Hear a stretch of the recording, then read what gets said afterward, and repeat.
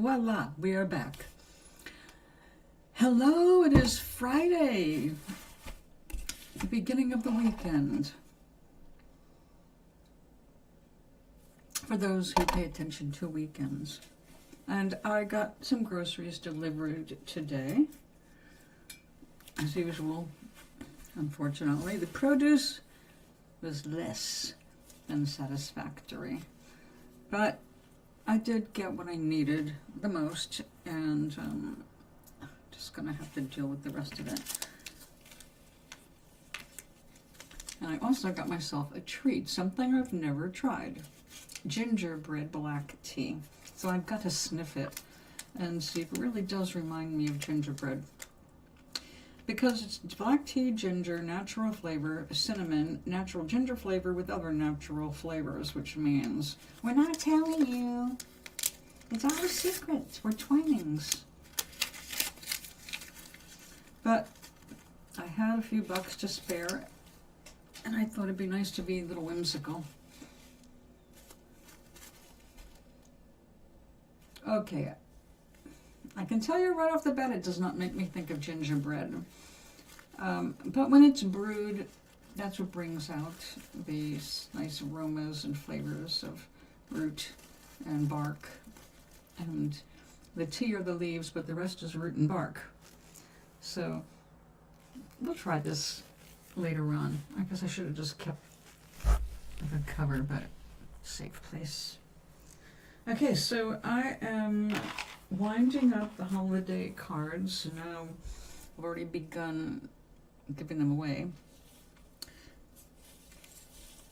I've got a pile of the backgrounds ready to go.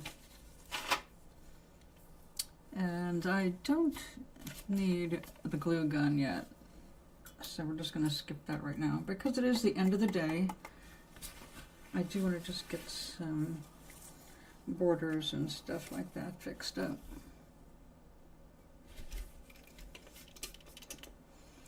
And tomorrow is Saturday. I'm not sure if I'm going out tomorrow or not. There's a possibility.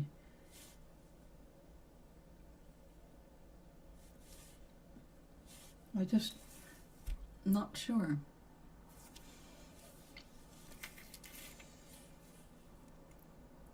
Okay, my brain just wants to get out.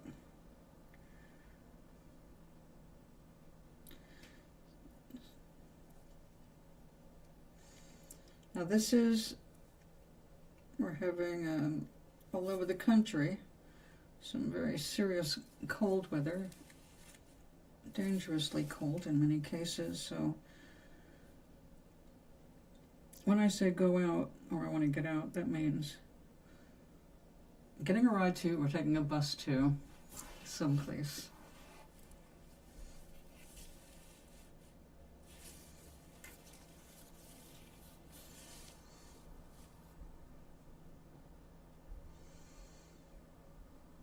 I have been wanting to go visit one of the casinos.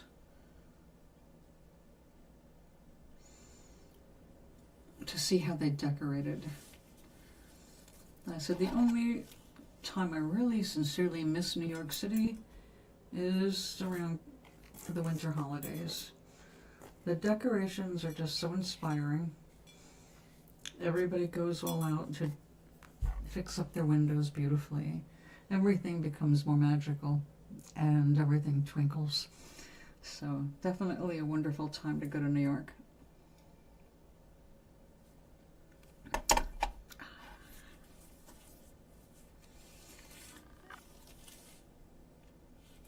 Let's throw a little bit more. Oh, we need a little bit fuzzier. Let's go with that white. Make it a little paler. So I heard the most insane thing today, and for once it had nothing to do with the government. For those of you who are in the printing industry or the graphic arts or the design industry, where it's important to know what your seasonal colors are going to be. Here's like color of the year. Well, Pantone Pantone is, well, their origin is basically, they made paper, beautiful shades that were all formulated very precisely so they could duplicate at any given time. If a printer wanted to say Pantone number 386, they just had to call it in. They could get them to mix the paint, send it to the printer, and the printer could just load it up for that particular color. That was when printing was done differently. But those announcements about the annual color also affect industries like the furniture industry. They decide what kind of paints for the houses and offices and what color those throw pillows should be. So people wait for the color of the year, and then from there the other people, I forget who they're called, there's actually associations that do this, will come up with the palette of the season.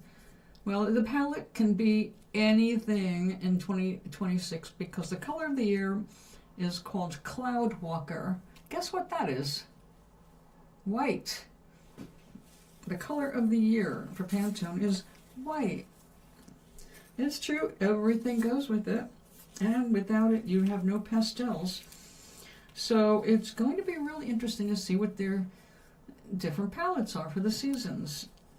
By the way, artists who supply graphic art and paintings for businesses also watch those things. Now, I think that's the dumbest thing in the world to do. But if you're going to have somebody design an entire office, then they're going to want things to match beautifully. And they're going to want to be looking for things that match beautifully. And that's why everybody jumps on board with the matching beautifully scene.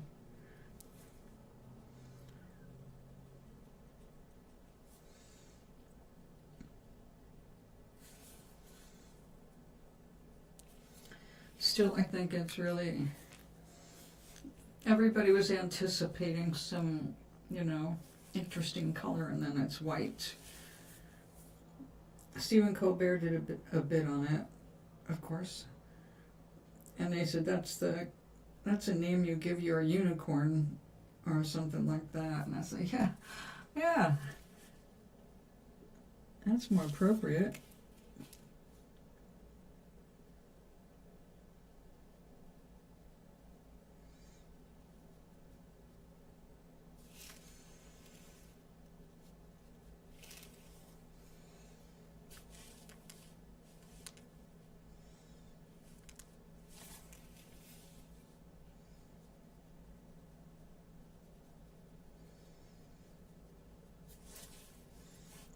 Dissolve a little of that paint, smudge it up a little.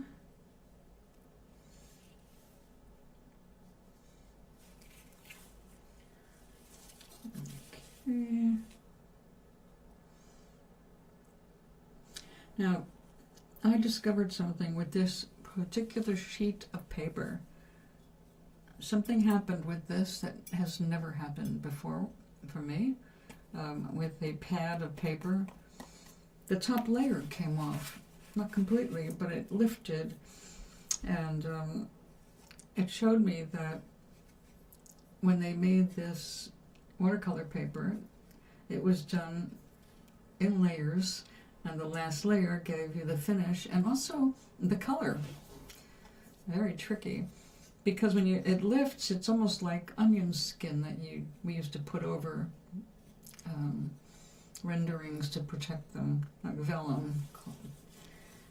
So it was really interesting, but it also gave this a nice kind of a soft effect, which is hard for you to discern on camera, but up close and personal, it's like, oh, that's pretty cool. So this is the same paper, just a different sheet. And it lacks that ethereal quality. Now this happens to be the edge of the paper, of the sheet, and I can see where their color, it came right to the edge. That's as far as it went, the paper. it didn't match perfectly, which might be why it was discounted. Still, it's been fun.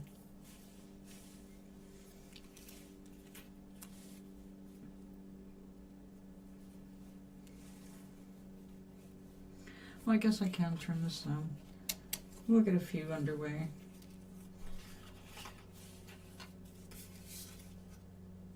There we go.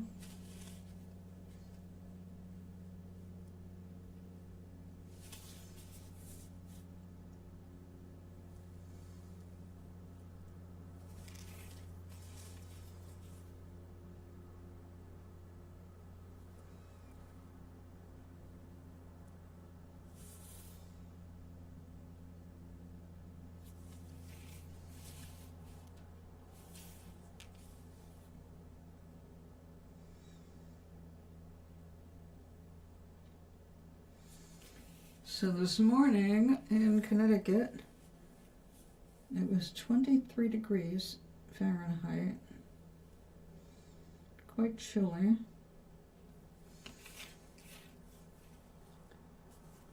And for the first time this season, I saw my neighbors dressed in their heavy winter coats. Like, it is cold out there. I'll be prepared. Oh, that was too much of a blender. I like having a little unevenness in this, but I went a little too far in here. Oh well. Good thing I'm not getting paid for these.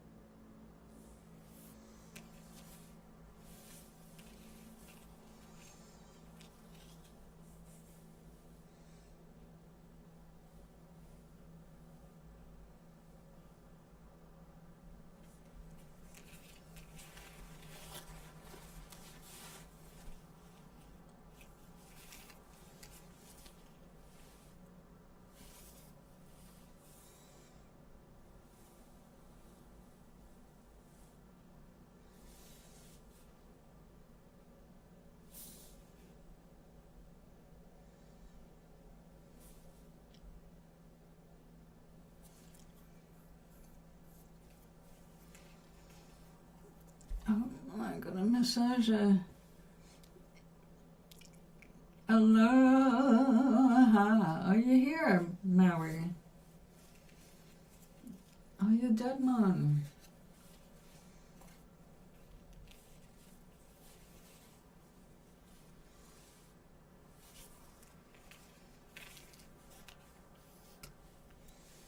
I think we're gonna go a little heavier here.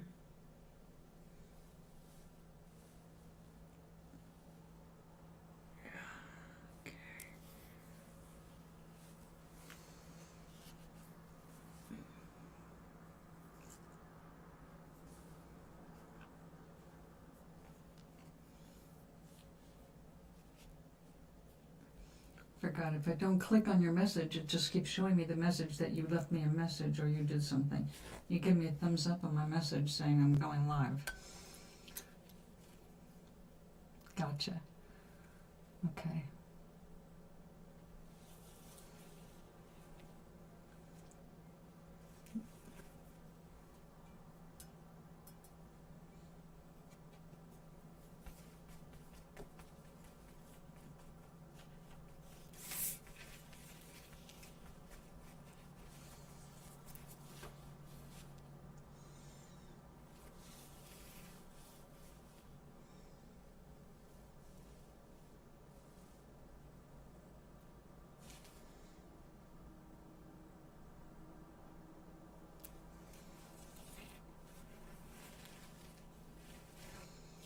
I forgot to say hello. Oh my God.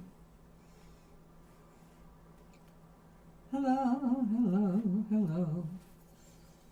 Happy Friday. if that matters to you. I'm retired, so like the weekend is the same as any other weekday for me. Other than which stores are open, things like that.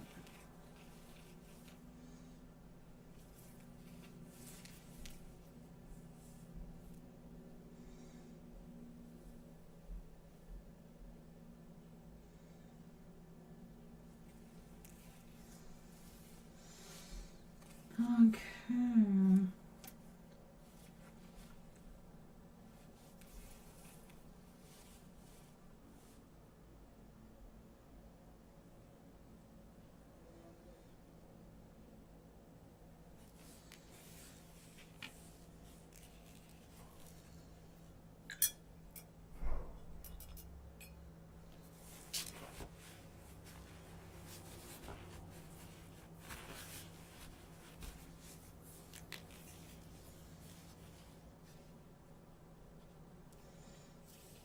Okay, that was nice and wintry looking already.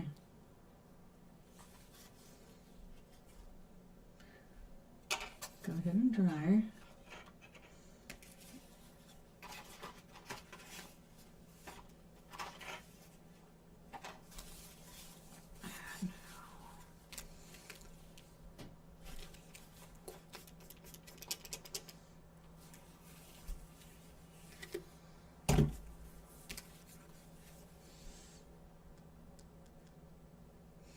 I know a few people around here are really into purple and lavender and pinks.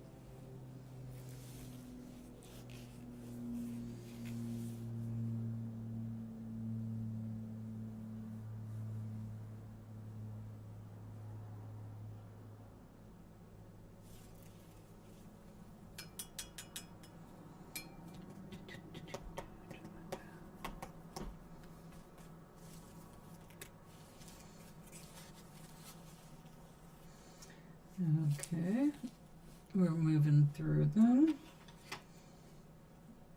Oh, still a little bit. How are you doing? Get dry.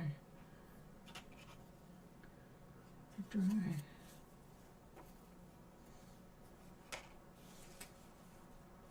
Now, I wanted to do some silver foil work, but the silver, it just doesn't have that nice shine to it unless I'm lucky enough to find a little bit of that didn't get all caught up in the gears of the machinery that was making the leaves. That's how we end up in the craft stores with all this fragmented metal flake stuff. It's what didn't make it through when they were making solid sheets. But if you don't get a good smooth piece, it looks really crappy. I mean, I might as well use aluminum foil. Right, aluminum foil has more shine.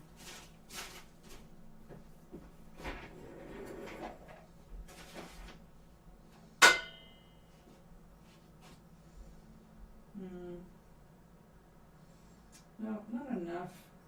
Not enough.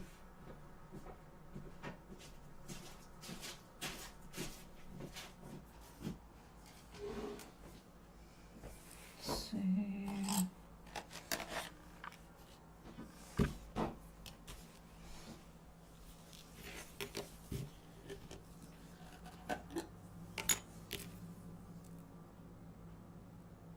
Let's see, there's an example.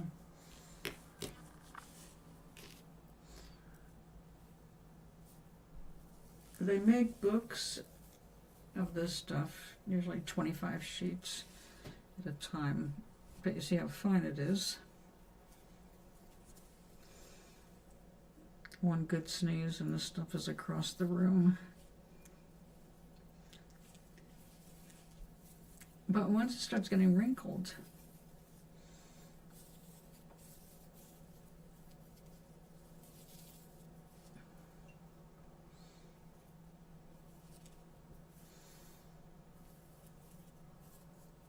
this was such a disappointment. All right, I think we're just going to stick with the gold.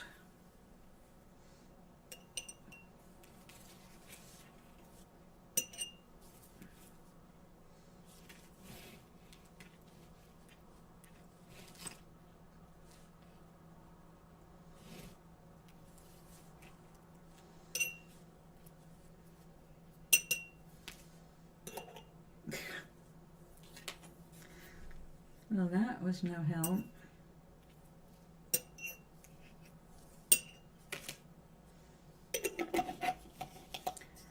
Okay, we'll just put that over there for the moment.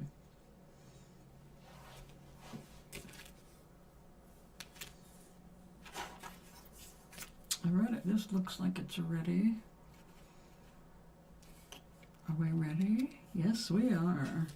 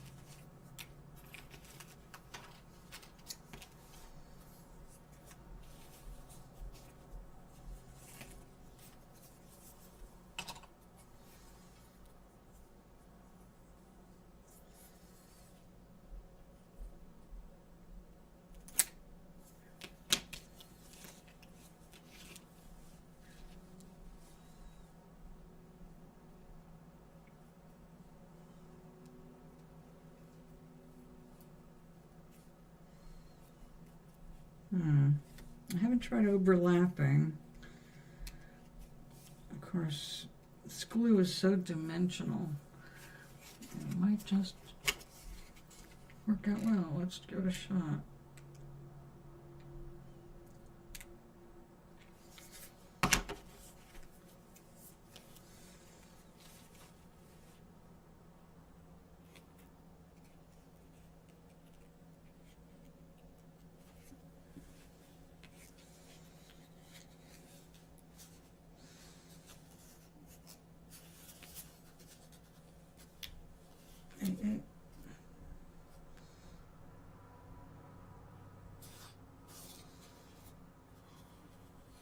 You gotta make it stay down. Remove the excess. I saw a gigantic tail go out here. There it is.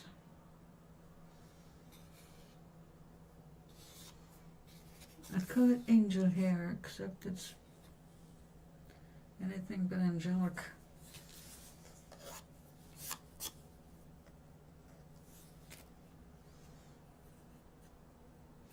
Speaking of angel hair pasta, I got concerned that there might be a run on spaghetti because the imports are not coming in because of the outrageous tariffs put on Italy for some bizarre reason. So they're pulling the stuff from the shelves.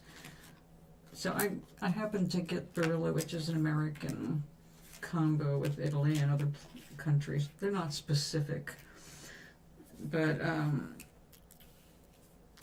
Barilla angel hair is just fine for me.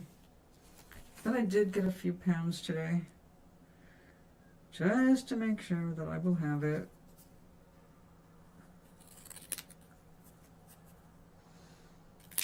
Pretty much, except for my regular greens and dairy, I'm set for the rest of the winter, food-wise.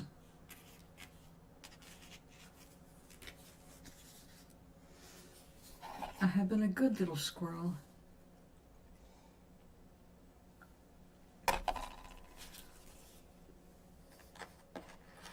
And my challenge is to make something I definitely did not grow up with.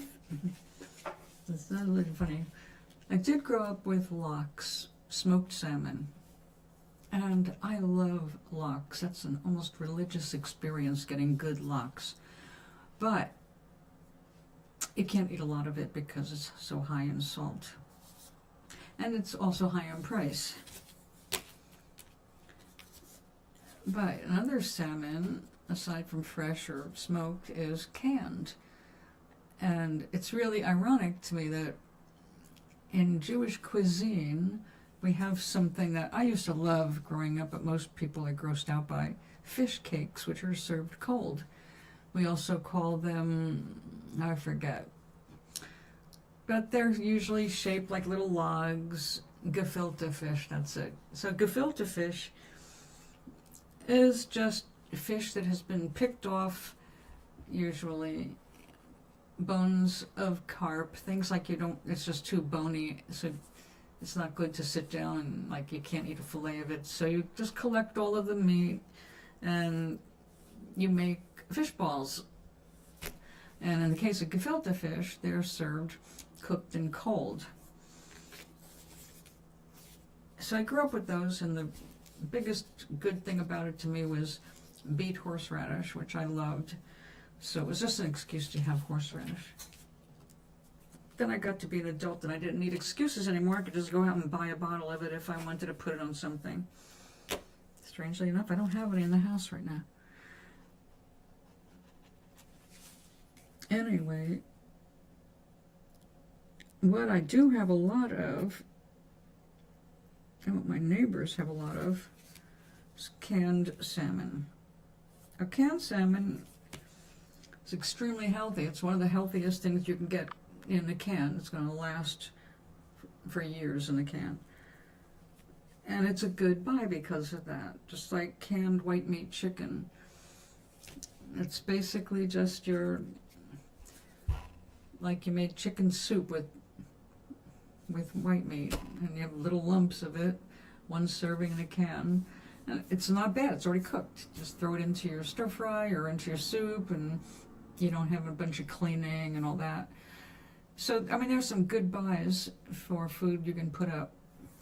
One of the best things and healthiest things is sardines, small fish. They found that if you eat sardines a few times a month, it increases your lifespan. Or maybe it's a few times a week. I have to look that back up. I can see 3 times a week. That would really improve your health. It's high in so many things that we need for our brains and our bones. So, sardines are a good find. Okay, let's get you, aside from a little signature, we're going to call that little thing done. Here, sit over there and finish drying. All right, while we have that hooked up, why don't we see what else we can do.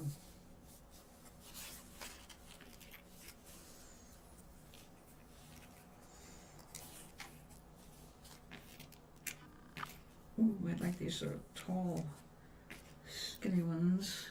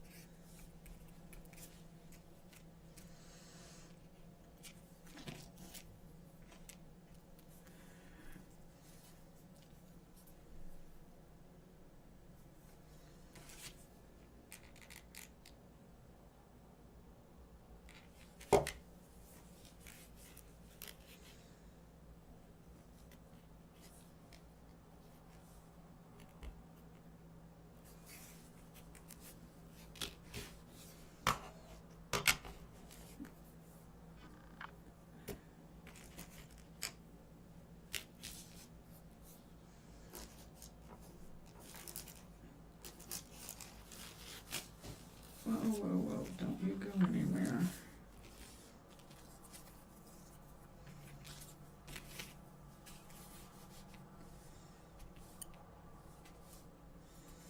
Get all the plastic cleanup.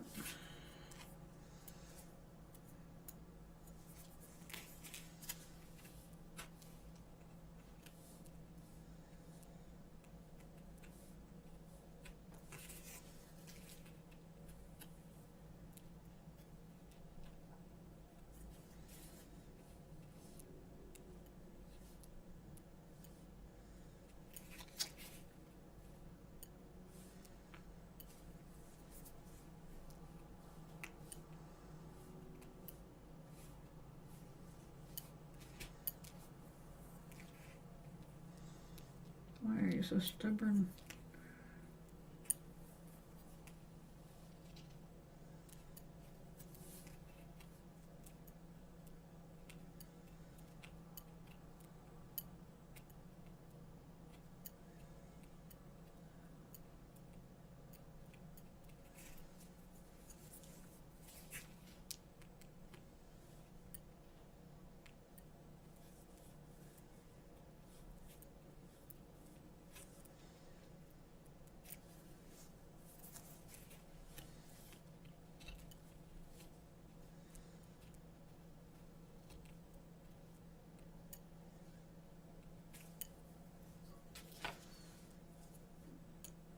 So,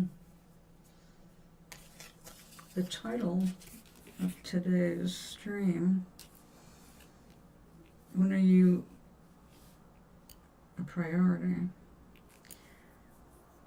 comes from a conversation I had. Aloha. Aloha. Hi, Maui. Well, I had a conversation with a friend of mine, and now, you know, I am all in favor of people getting therapy. If more people got therapy, it would be a much happier world. But therapy is one of those things that require a commitment. And usually, as I learned as a teenager, usually when somebody starts therapy, by the time they get to the 6-month point, if they get that far, they're ready to quit. Because the hard shit starts coming up. If they have a good counselor or therapist, they're going to put the client, you, on the spot. They're going to make you answer. They're going to make you question yourself. They're going to make you look at your behaviors or your patterns or your habits. It's like, do you really want to be happy? But the thing that crossed my mind today was like, people will also just put it off. They will put off therapy. In the case of my friend, she started it, and she was doing really well, but then she decided after just a couple months or 3 months that she didn't like her therapist. They weren't on the same wavelength, which to an experienced person who's seen a lot of different therapists, that means, you hit a hard point and you don't want to deal with it yet. So she told the people that she wanted a different therapist, and they said, okay, well, we'll find one and we'll get back with you. Do you think she followed up? No, months went by, and it's like, I guess I really need to see somebody. I said, well, they were going to call me. So the thing is, that's just an excuse. We know that. When you need help, when you are hurting, you're depressed, you're unhappy, you keep making the same mistakes and ending up fucking things up in your life, you know you need to speak to somebody and see if you can get to the bottom of it to change whatever you need to change so that you can be happier. For example, a lot of bipolar people have a high when they spend money. If they're in an up phase and they go on a spending spree, they just feel better and better. It's a euphoria that they experience from spending the money. The problem is that they do come back down to earth and they're in debt. And I watched my friends, not the first one I've watched, have to go back and dig themselves out of debt. Serious debt, nearly getting evicted, in some cases getting evicted, because they can't control themselves. And this is not an uncommon problem.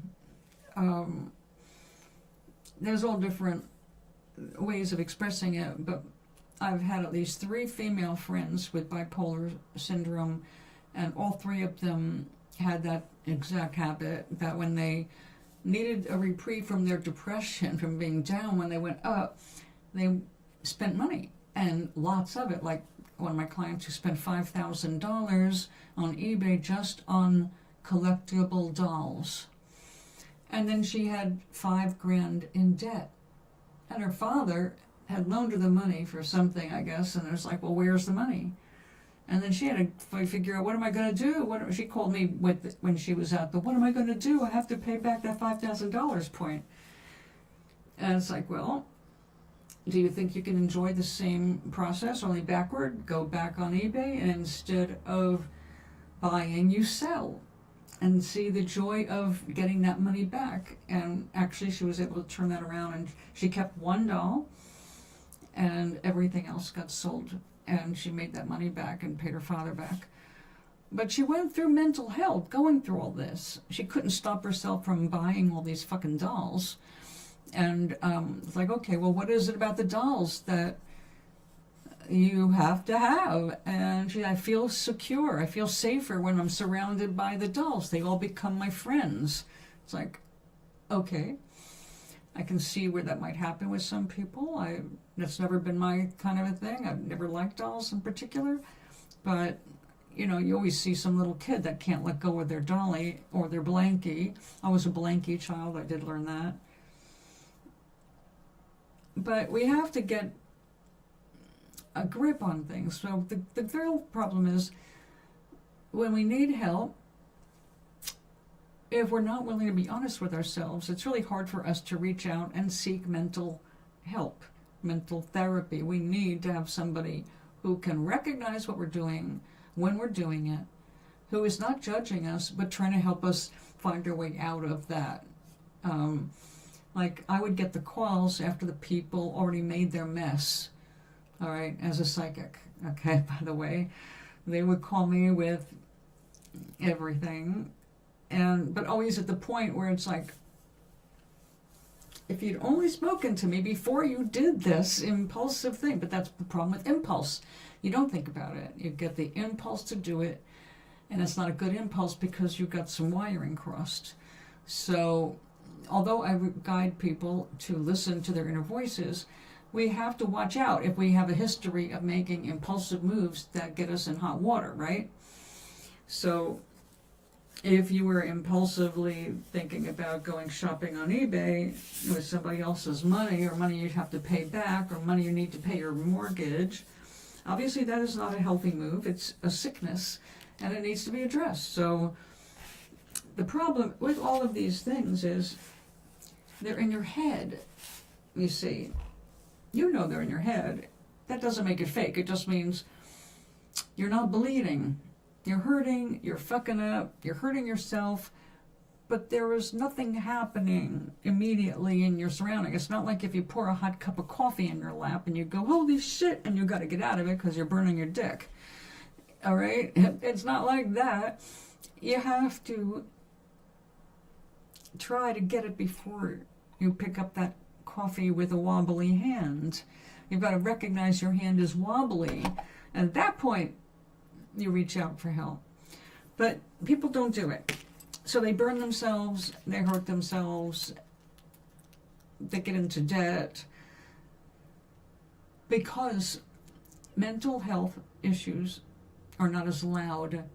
All right? If you were sitting there and the blood was pouring out of your nose, how long you'd think you would sit there with the blood pouring out of your nose before you called a doctor or went to the ER? Not very long. In fact, for my record, it was 45 minutes. It's like, all right, got to give up and go to the ER. I need my nose cauterized. But mental health is not that way. You can suffer and suffer and suffer and talk yourself in circles and lose sleep night after night for months, even years. You can have all kinds of paranoid feelings and thoughts about the world, and still, there's no blood pouring out of you. So you ignore it. You push it aside. I don't need the help. But if it was blood, you'd be doing something about your own health. Your mental health is possibly even more important than your direct physical health, because your mental health affects your physical well-being. People who are chronically... Drink cold tea now? Okay, enjoy it. When people are taking care of themselves better, they feel more confident about themselves and whatever is going to come up. Because there's always something unexpected, that's why we get surprised. But if we are just chilled out, we'll be able to respond to these sudden events in a healthy way. Instead of completely freaking out, we can go, been there, done that, all right, stay chill. The idea of what to do next will come up. I know it'll be there. I will have an answer to this problem. I will find a way to deal with this or that. And then if you don't get over emotional about it, it fades, and you're not likely to attract a similar event because you didn't get all hyper about it. You chilled. And that's like that for everything in your life. But we have histories. We have histories, and those histories dictate too much about how we're going to react in the near future, or anything that comes up. It's like, oh, yes. I kind of remember that when my life was terrible. And then you'd start thinking about all the times your life was terrible. And before you know it, you're attracting more stuff to confirm that, yeah, life was terrible. It can be terrible again. You want more of that? Okay.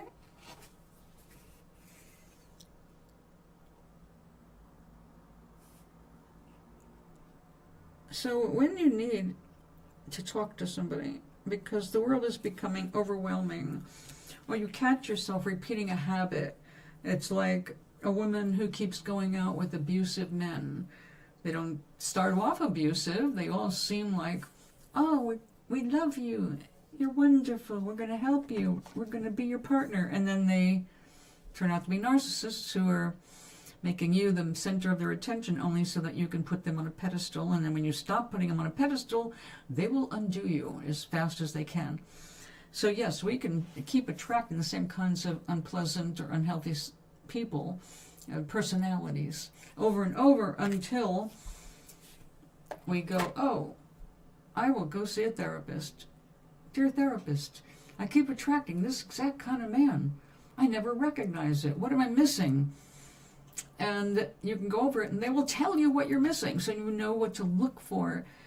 And the next guy that comes up or the next woman that comes up, you've got some questions you need answered before you start letting your heart go out. You think about things first. And when you start doing that, you get into healthier relationships. Your happiness quotient goes up.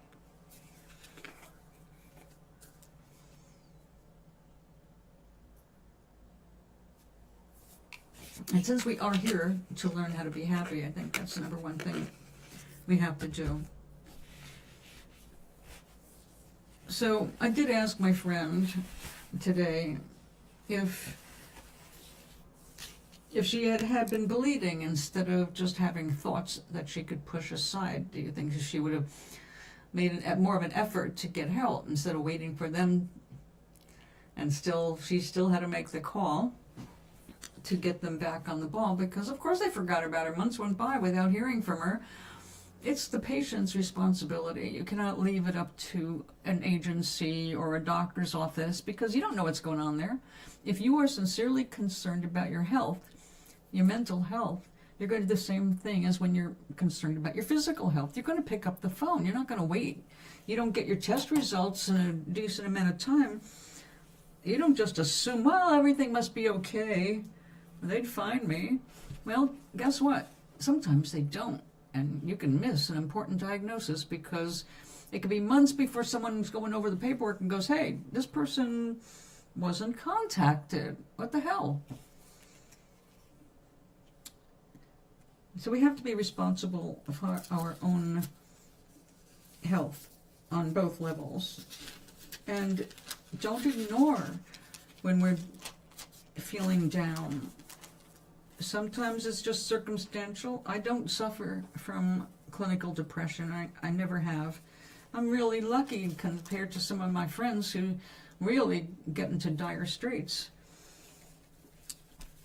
And I'd like to say I was born with the optimism gene, but I really can't say that. I was brought up differently than a lot of other kids for my first few years, so I developed differently, that's all.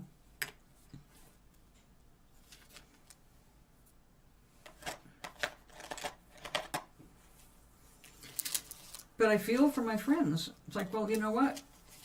I can't relate to you. I have empathy for you. I feel bad that feel terrible that you're suffering all the time, and that you can't find a reason to go on. That's horrifying.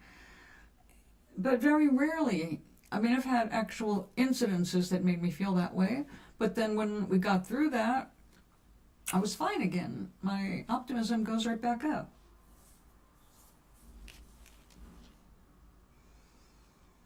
Yeah, exactly. And the problem is, you don't have to be rich to be a narcissist, but yeah, because look, I was married to one for 22 years. Yeah, exactly. They want your sex, they want your attention. If you're really cute, they want arm candy. Look good with me. That was what I got with Glenn, you know. It's like, oh, we're such a beautiful couple. People actually went out of their way to stop and say, hey, you know, you two, you look just so great together. You look like you belong together. And he would preen. It's like, well, thank you. And the end of it for me. But that was a big deal for him. Everything was appearance. My mother, everything was appearance. It was like, why do you keep having children? You don't really care about children. You just like when the little babies and everybody's paying attention to you. You like the attention you get when you're pregnant. Then after they're here and they become, well, walking kids, you don't want them around. You've got no interest in them.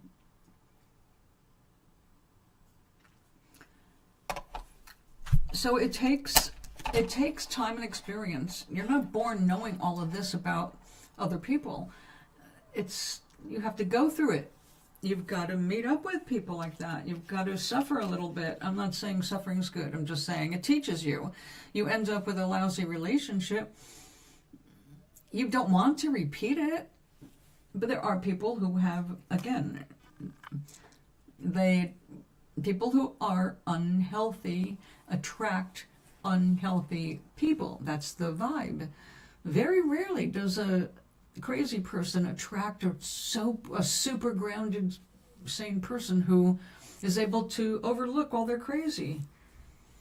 Because we can do that for a while. And it depends on the crazy, right? Some crazy, it's hard to overlook. But, you know, I can overlook a lot if I see a person doing the right thing, being good person. That was how I got fooled for so long with Glenn. He knew how to get on the good side of me. I just didn't realize I was so obvious about what is the good side of me. And he fooled me for a while. I thought he was an empathetic person, and it turned out, no, incapable of empathy, except for himself.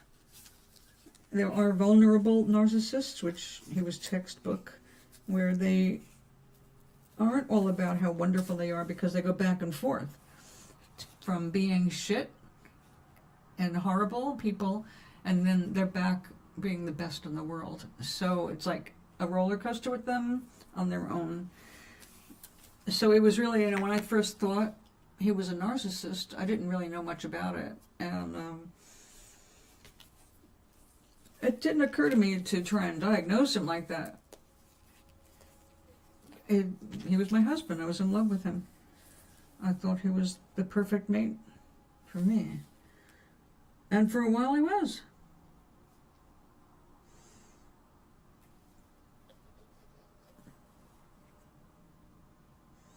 In fact, overall, he was a good mate until I got hurt. And then later again, when I got sick, it's like, that's when I learned that, oh, I'm only what you want as long as I'm taking care of you. And if you have to take care of me beyond making me a cup of coffee or breakfast, you do not want that at all. But unfortunately, you don't learn about that until something terrible happens.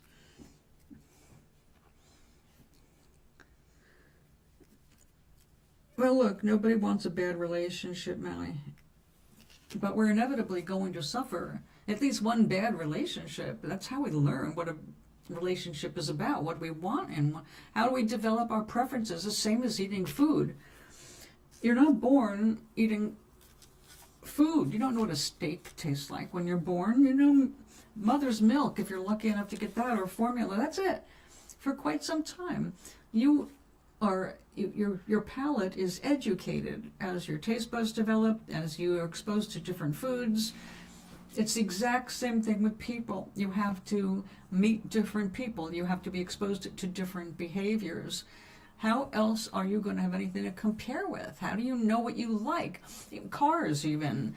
You don't know what your favorite car might be until you have test driven more than one. Something could look beautiful and you could take it for a test drive and you go, you know what, this actually kind of sucks. I don't like the visibility from here. Or I don't like the way my back is. I don't like to lay down and drive. You don't know until you try. And love is the same thing. Until you have fallen in love and had your heart broken, at least once or twice, you've got no concept about what love is supposed to feel like or what you're looking for in a mate.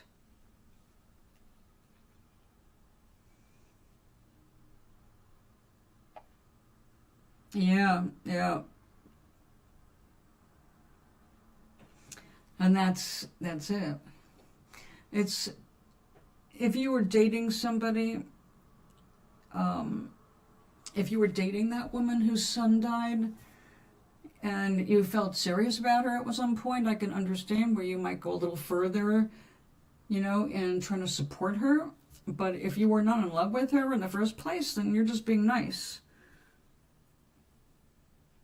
Yep, and that's a syndrome. That's a syndrome. And unfortunately, and this is what really sucks, they're raised to be that way. All right? That's a man thing. It's the double standard, but this is why it's like, men, if you want good wives, you're going to have to be good husbands. If you want a good woman, you've got to be a good man. You have to live by example. What do you want to be? What do you want to attract? What you're vibing at is what you're in the process of attracting. So if you're thinking all women are crazy, guess what? You will not attract a healthy person. And if you do accidentally, in a good moment of good energetic motion forward, if you do, you're not going to recognize them because that's not where you're at. We can only meet people on our own level, whatever that happens to be in the moment, which is why you can hear the same thing over 20 times and you won't really hear it until that one last time, and suddenly, because you're in the right place to accept that information.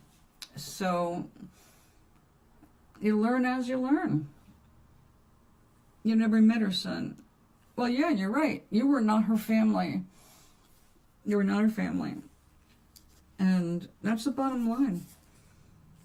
So yeah, you tried to be nice, you got caught up, and you had to get out of it. You shouldn't even know that much about her family if she wasn't a friend. And you never even met the son. It was painful not to care. So you were there, but yeah, you have to set boundaries of how long you're going to be there for somebody. If you are not willing to sit there and talk to them in the middle of the night when they're freaking out, that's not close enough. You've got to be recommending a therapist to them. I care about my friends, but I'm also working on me and my life. And it has taken me all these years to get to the point where my happiness and my well-being is a priority. You have to become your own priority at some point. When you say, I am not going to allow people to do this to me because I'm just not going to be attracting that vibration anymore. I'm not going to be in the position where I have to say no because those people are not going to turn to me in the first place. Because my energy is, I'm only a friend this far. I don't know you well enough yet to go that far. So up to this far, that's a hello in the hallway. That's a hello in the elevator. That's if I see you more than 3 times, then it's a hello, how are you in the elevator. Okay, it's a gradual process getting to know people and whether you want their energy in your life. All right? There are people in this building that are just lovely human beings. And I love being around them. Even if it's just a little time to share a cup of coffee for a few minutes, chit-chat. And it's like, that was lovely. Those people, I'll remember their birthdays and bring them cookies, And others are just a drag on the energy. If you go to say hello, you don't dare say, how are you? Because they will spend an hour telling you how they are. I don't need that in the elevator. Even, and if you're my friend, you don't need to be having those kinds of dumping sessions in the elevator. You know what I mean? So the only way you're going to deal with all of these people in your environment are by experiencing them as you're attracting them into your environment. I mean, it's not up to you who moves in. It is up to you who you interact with. And when you recognize crazy, and you have enough experience now where you can, if you have a strong emotional reaction to that, like, oh no, crazy, you're guaranteed to have that crazy person around longer.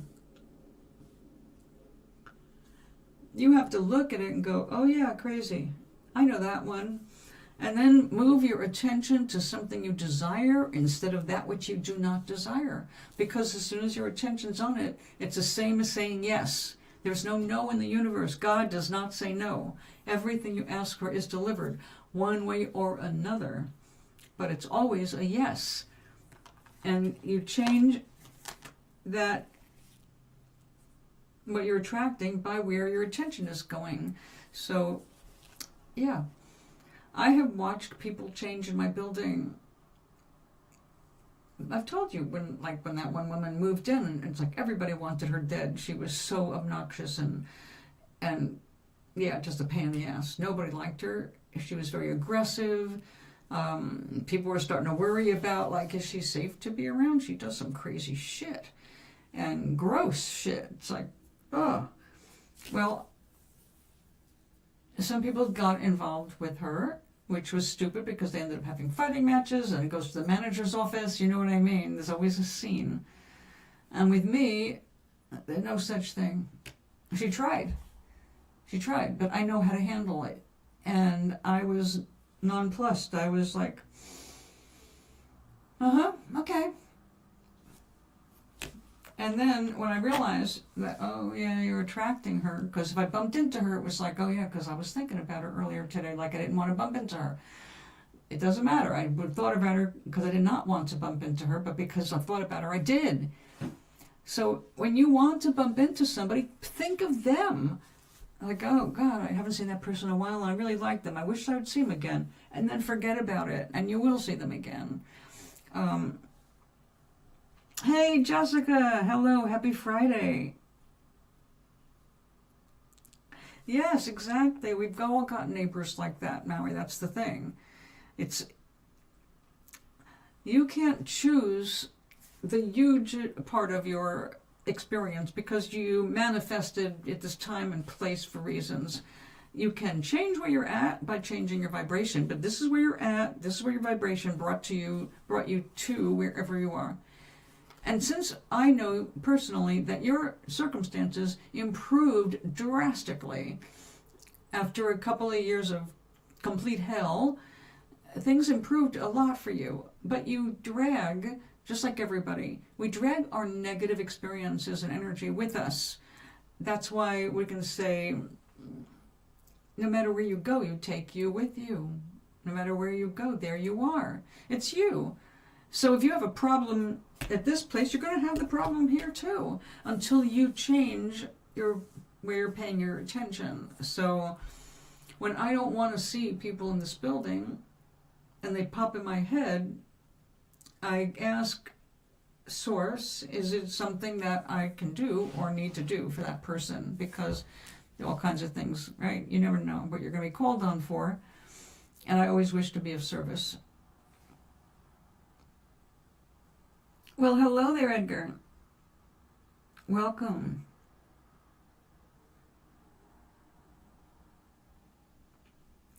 Well, see, there you go, Maui. That's exactly what I'm talking about. When I worked in art stores, I had famous people come in, and I got to meet famous people. No, we didn't go out or have long conversations, but I got their autographs in my artist handbook, which was all formulas, and I got to just meet some really cool people, and that was a nice thing about living in California. I'm good. How are you? I'm working on my little holiday giveaway cards. We were just talking about how we need to make ourselves priorities in terms of our happiness, and how to attract more of what we want and less of what we don't want.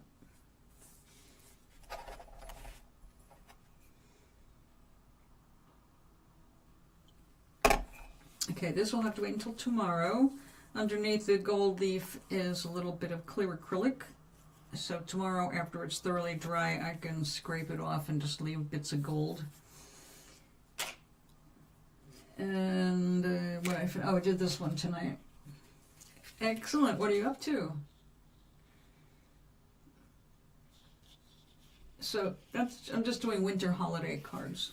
Trees, candles, well, mostly trees and candles. I really can't think of much else right now. So what I've done is create backgrounds.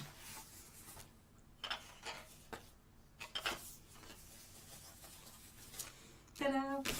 So these are all my blanks now, and I will be gluing, I can turn this off now. Thank you. Gluing my little trees of all kinds. This is some of my favorite. And I want to make some more of that. That's so fun. Oh yeah.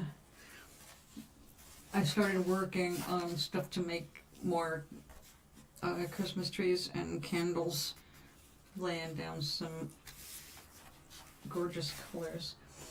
I have this beautiful set. I love this thing. I never thought I would like it except for the occasional highlight, but I've been having a blast with it. It's all iridescent. I mean, look at all those colors, and they're all iridescent. Of course, you have to work small because these are 1/3 pans, really tiny. But that's my color chart. They're just beautiful to play with. So, yeah, I'm doing fun stuff like that. And the regular watercolors are off screen. Those are my watercolor pencils, which I've also been getting into. Do Rudolph the Red-Nosed Reindeer? I don't do reindeer. Also, I'm trying not to get too fancy because I'm doing like 100. I'm not buying greeting cards. Everybody I like. Also, like on my floor, because it's an apartment building, last year I overdid it. I did Thanksgiving cards and winter holiday cards. So on my floor, every apartment gets a card. We have these little clips outside the door for, you know, announcements that management puts up. So everyone had a little painting. And I was exhausted. It was just too much work for me. So I decided this year, I skipped the Thanksgiving pumpkin stuff. Excuse me. Oh, there might be a prescription.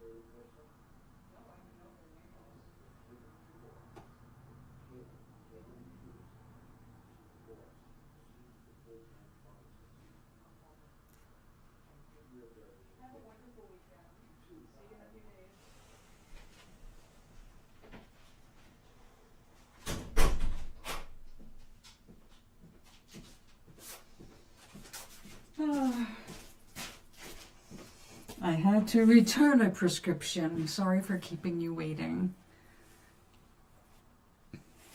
Now, see, we have this problem that I get 90 of these pills, and they usually come in a large bottle because you can't fit 90 in a small bottle. And when they sent me a small bottle last time, there were only 89 pills, and 2 of them were cut a little bit because they didn't fit. And the pharmacist insisted they can get 90, and I said, if I see another small bottle, I'm sending them right back because I don't want to touch them and contaminate them and then find myself short again because you can't make up the pills. So I sent them all back. So it's all right. I'm covered until Monday. Let them handle it.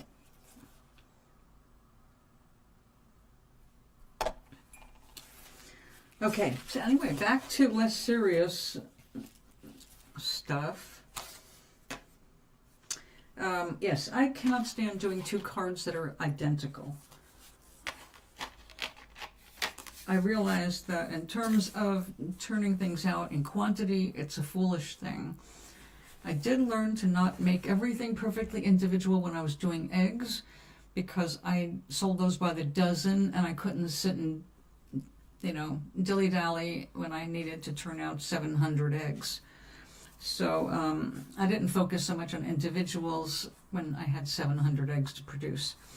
But when it comes to these are gifts, they're not just greeting cards. They're thank you for being there. Thank you for helping me. When I go out in the grocery store, everybody who helps me gets a card. Bus drivers, they get a card. Everybody gets a card. Because if you're nice to me, I want to leave you with a good feeling.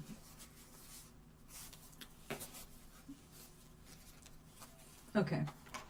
Anyway, I think what we're going to do is I'm going to show you how I do this kind of thing. It is fun.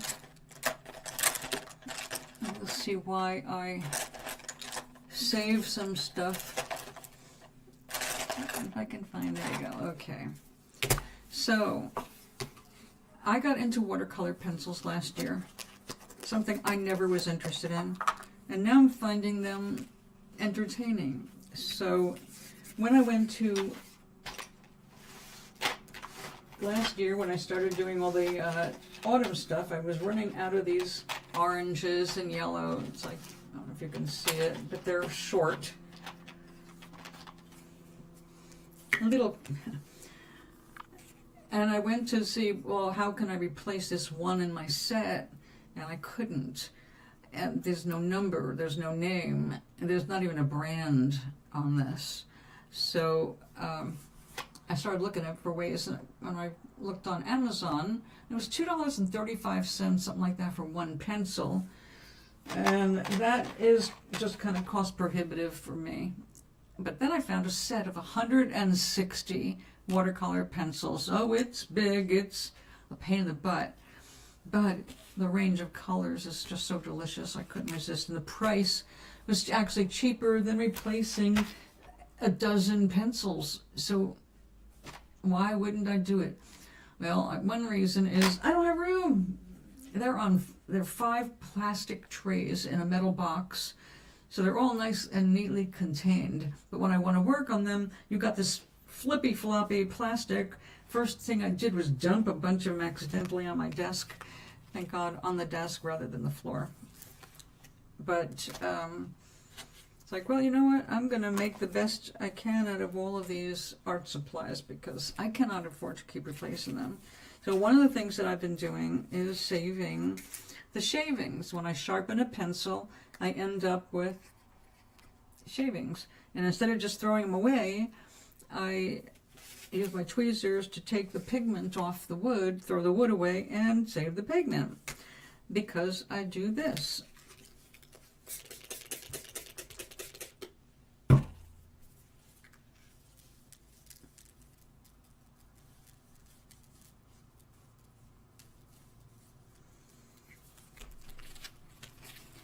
So I put it on wet paper, watercolor paper, of course. Now, because some of this gets really dark, I'm saving 2 containers, one of which has brown, black, gray, and dark purple and dark magenta, just for a little interest. Okay, so they're getting kind of dissolved here in the water. And then let's kind of drag it out. And wipe up the muddy. Now some of this is like really clumped on, so we're gonna have to get some of that down. Ooh, we got some dark. Now some of this was, I started collecting before it occurred to me to separate the colors a bit.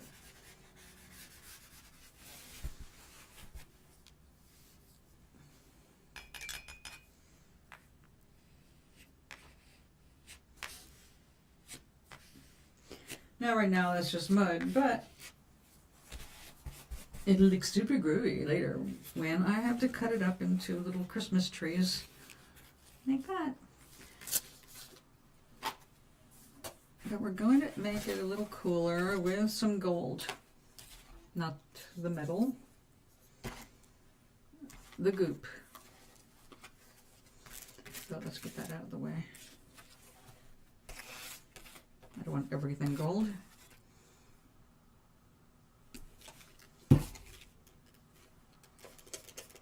So this is an antique gold.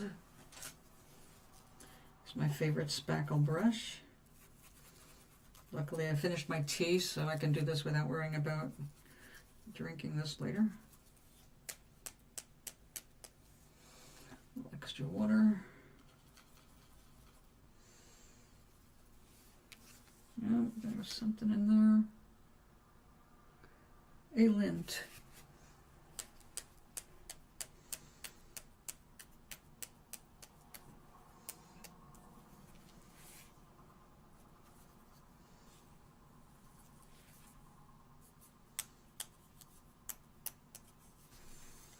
Ooh.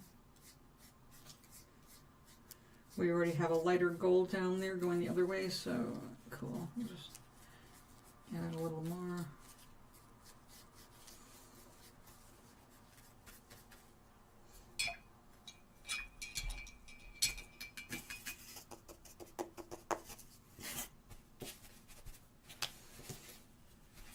Okay, so you see how quick that was, and that was just using scraps. So when this dries, tomorrow, I can cut that into little sections, and we'll have some little trees or maybe candles, something more colorful and joyful looking, and definitely more random. So I like that. We'll leave that until tomorrow. In fact, the banner for the show right now has a piece that I did on watercolor paper with a lot of texture, just like that.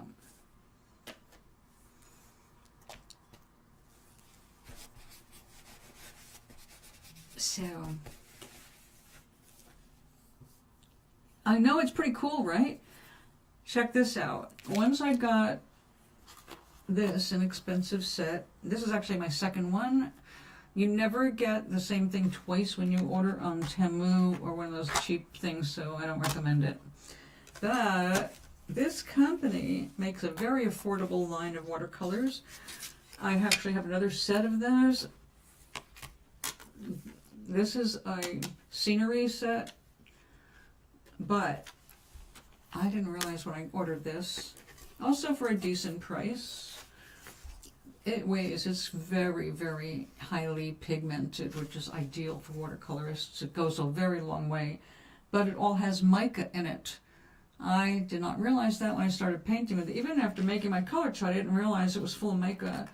And then mica started coming more obvious. It's like, okay, well, I'm not using you for everything. But it's a very nice set. I mean, a very nice palette there to take with you. And I was looking for stuff to travel with. But this is my baby. Ta-da! These are full-size pans. And talk about your bright golds. Now this is just way too yellow, and also it verges on lemon, so it's got a little greenish cast to it. I don't like super bright yellows. This champagne is actually my favorite nail polish color. I hope I can find it when I finally get my nails done. Oh no, that's it. This is actually kind of like silver and gold, and so it works with a lot of different backgrounds. And then we've got our more antique golds here. It's a gorgeous set, and a nice size little pan. And for people who wear high-end eye color, you might recognize these little containers because they do eyeshadow and these little things. I actually have one that I tried to use in a watercolor. No, it did not work. But that is, yeah, actually this was more expensive than my whole watercolor pencil set. It was worth it. I did not even know until 2 years ago that they made metallic watercolor in pans. I had like ink, watercolor ink that was heavily pigmented, like Winsor & Newton and Dr. Martin or P.H. Martin, but yeah, it's hard to find sometimes. But once I found it, it was like, this is so cool. Look how much light that adds. And the fun thing is, like when you're making little things like this, you can get all kinds of extra stuff out of that. Like, oh look, I just have this teeny piece of paper, but I turned it into 4 trees. So yeah, tomorrow we're going to do the more gluing. I'm pretty sure I'm home tomorrow. I can't remember now. What's tomorrow? The 5th? I think I'm here tomorrow. So,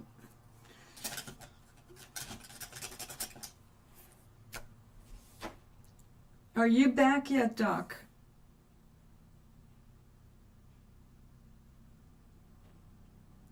God, I look terrible on this bright light. Makes me look bald. Oh my God.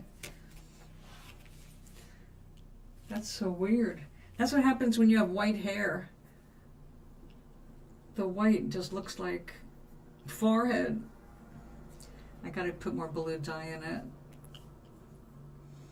My natural hereditary color is blue. Well, aqua. There you are, okay. Okay, before I go, I've been here for an hour and a half. Does anybody have any questions or anything to contribute to the idea that mental health therapy is a good thing for people? They shouldn't be afraid to try it. We make our habits, and our habits then make us. Remember that. And if we have crappy habits, we're less likely to be happy with our lives. And also less healthy. Come on. You got dehydrated this week, Maui. You've got to be careful not to do that again. All right, so we got plenty here for trees. We've got green trees. We've got blue suede looking trees.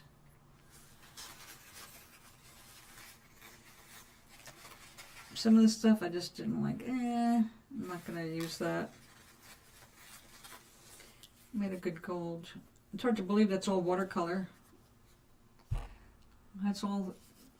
That's 2 or 3 different golds in watercolor. Pretty shiny. Not like the metal, but pretty good. Oh.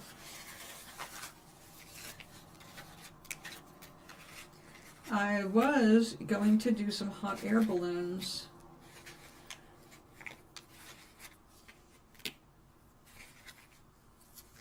I cut all these out, and then I put them in the bottom of this. I forgot. This is a piece of watercolor paper that I soaked and then put over a bottle with a rubber band to keep it down. And when it dried, I got a little ball.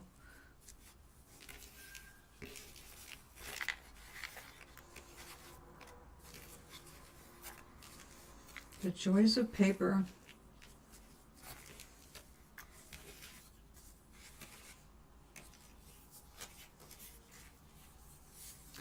It is 4:44, the magic number.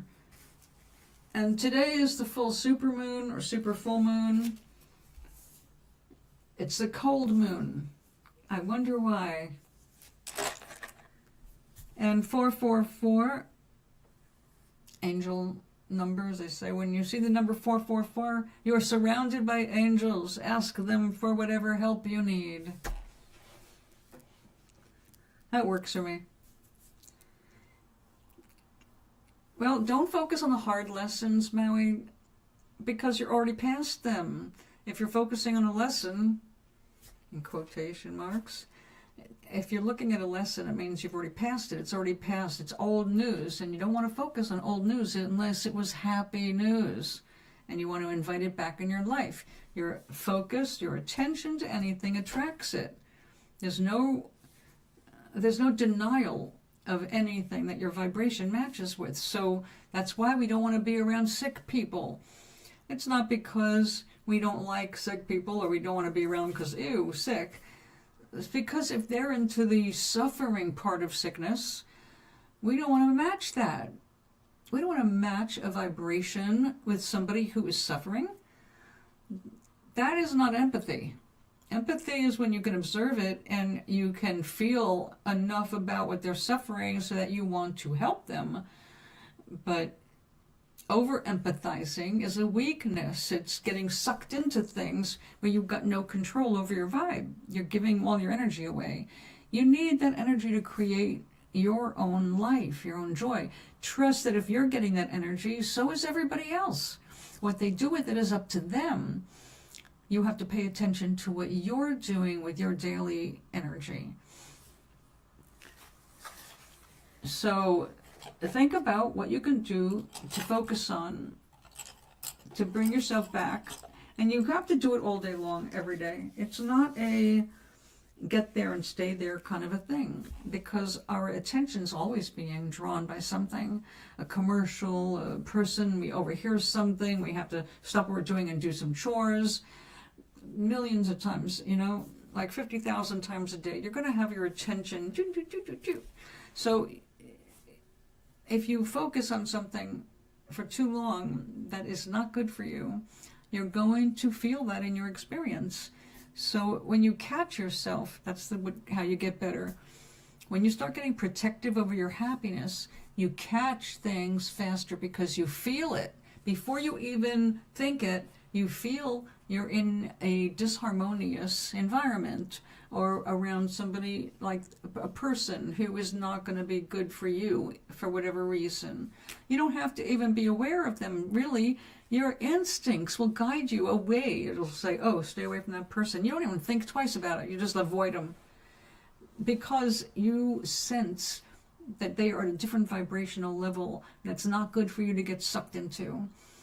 And when you start paying attention to how you feel and you realize your feelings are either good or bad, that's all you got to pay attention to. You don't have to puzzle anything out.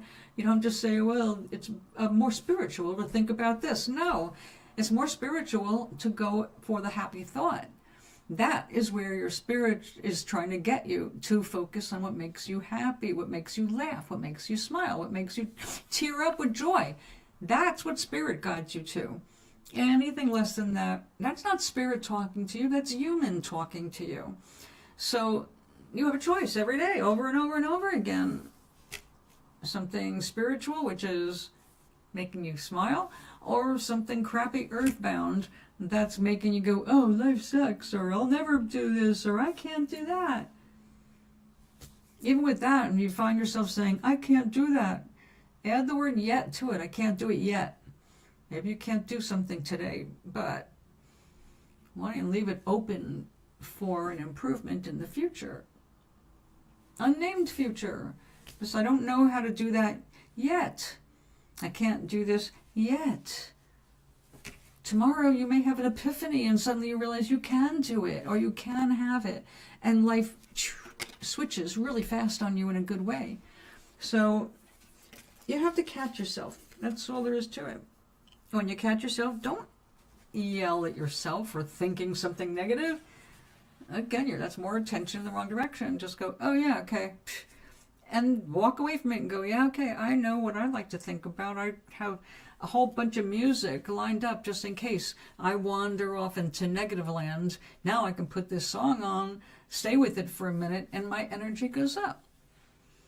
How many times have you heard a song that just made you want to tap your feet or get up and dance and just move your body differently? Get through your chores faster because you're going to smile on your face. Right? So we don't have to go down that hard road all the time. We can catch ourselves halfway down it and go, oh, I was thinking about that sucky time Instead go, oh, you know what? Yeah, okay. Well, let's see. What do I like? I will think about, and if you just can't find anything happy at the moment, go, oh, all right. Well, you know what? What am I going to make for dinner? Focus on something neutral, something that's not emotionally a bombshell for you. Like, how hard is it to cook dinner? Well, maybe you want to think about doing something different. Just by switching your attention from the crappy thing to a neutral is already an improvement. You're going in the right direction now. You're not fighting your own stream. You're going down the lazy river the way life is intended for you to go. So make yourself a priority. Your happiness has to count.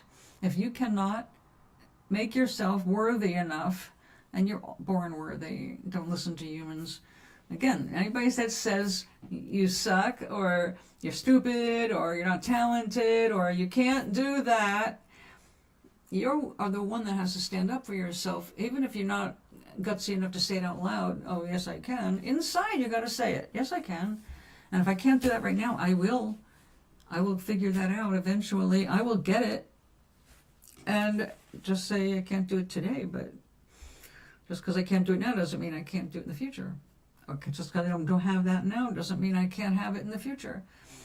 Go to a happy or more positive line. And more consistently you move your energy over the line toward happiness, the more consistently life will reward you with the things that you were looking for. I got all happy about going to that craft show, and I went in knowing, I just knew. I was in such a good mood. I was like, I will find what I need. I don't know what it is yet, aside from head scrunchies. Aside from the scrunchie, I don't know what I'm going to find, but I know whatever I find is going to be something I've been wanting, and I can actually get it. And I got a rosemary plant, which is something I have been wanting for a while. And there it was. Got my head thing, my headband things. I had a wonderful time. Found everything in that place that I wanted. And that was it. So you can set yourself up for a good time, or you can set yourself up for a lousy time. Same person, same show, somebody come in going, oh, it's going to be the same old crap. That's all they'll see is the same old crap. Whatever they didn't like about the last show, that's what they will see, and they will not see any of the cool shit that I saw, because they're focused on, it's just going to be crappy expectations. So have better expectations, make yourself a priority, your happiness a priority, and just let it flow. It gets easier with time, it really does. So with that, I'm going to say go and get yourself something to eat or rest. I don't know what time of day it is for you. If it's bedtime, Edgar, where are you?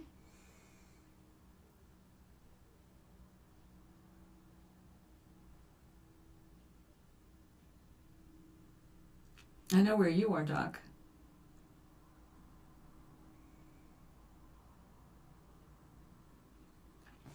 But it's definitely not 2 a.m. It is 4:53, getting time to make myself some dinner. And I got a beautiful piece of cod, fresh from the store today, so I'm going to go ahead and cook up some fish. I love seafood. I'm always up for that. I got some fresh string beans and zucchini, green onions, carrots, mushrooms. Man, I am rich. I am abundant. I can't think of a single thing that I'm going to need over the weekend. So I'll be back tomorrow, my dears. 11:54 for you, almost lunchtime. Make sure that you're staying on your schedule so you don't get dehydrated again, man. Put some food in your face. I've noticed after cutting back on my sesame candy for 2 weeks, my fingernails got weaker. After getting super strong from eating all that sesame every week, and I cut it back just the last 2 weeks, and I broke 3 nails between yesterday and today. It's like, okay, let's get back on that sesame. It's been doing me good. And if it's helping my nails, it's helping my bones. I like that. So thanks for hanging out. I will see you again tomorrow. And even if I decide to take myself out, I will not be gone all day. I'll be back here. So aloha. Let me put my little heart into the chat.